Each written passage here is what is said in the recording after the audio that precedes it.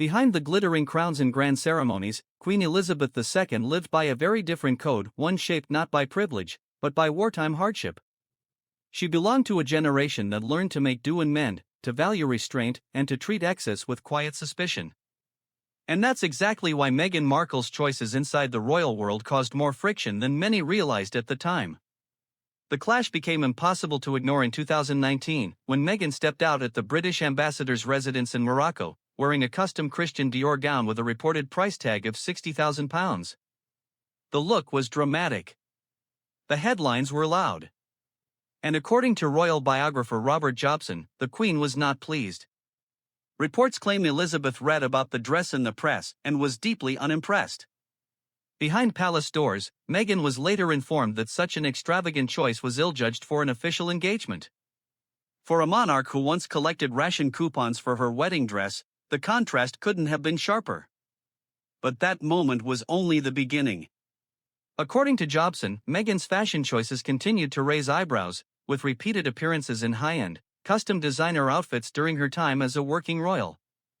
And while the Queen rarely voiced displeasure publicly, privately, the strain was growing.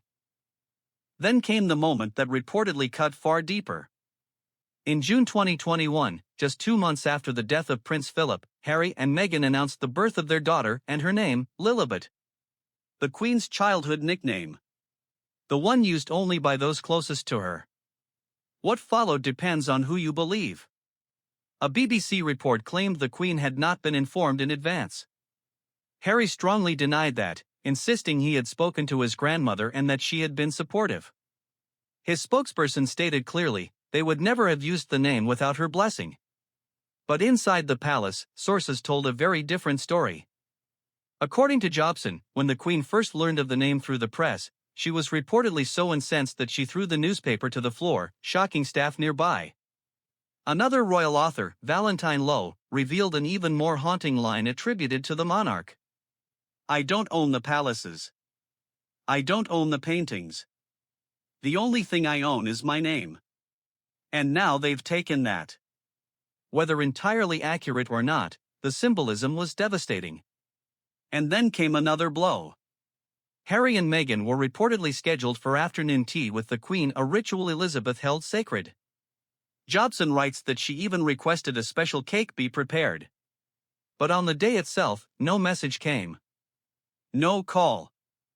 No explanation. Eventually, the Queen asked for everything to be cleared away.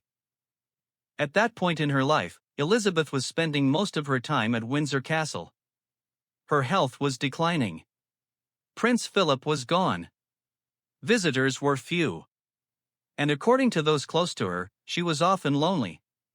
These moments, whether misunderstood, miscommunicated, or deeply personal, paint a picture far more complex than headlines ever suggested. A monarch shaped by duty and restraint. A granddaughter-in-law shaped by self-expression and modern celebrity. Two worlds that never fully aligned.